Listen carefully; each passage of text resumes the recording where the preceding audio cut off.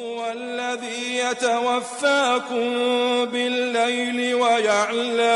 ويعلم ما جرحتم بالنهار ثم يبعثكم فيه ليقضى أجل مسمى ثم إليه مرجعكم ثم ينبئكم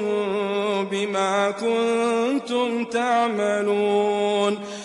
او اللہ تعالی هم هغه ذات ته چې تو سه پشپا کې وفات کوي او هغه پیږي په هغه څه چې تو سه درې ځکوي بیا به هغه تو سه په هغه ریس کې روزبندي کوي د دې د پورا چټا کلای مقرر وخت پر راکړی شي بیا به خاص د هغه په طرف د تو سه واپسی وي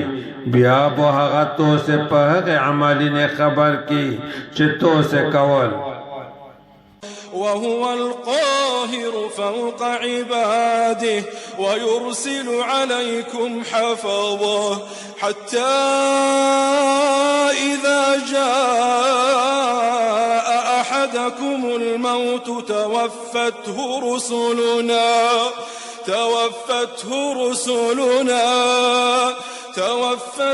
رسلنا وهم لا يفرطون.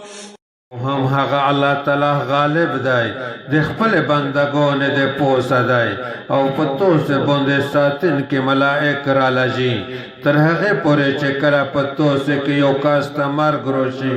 نو زميش استاد یې وفات کی او هغه هیڅ تقصیر کمی نه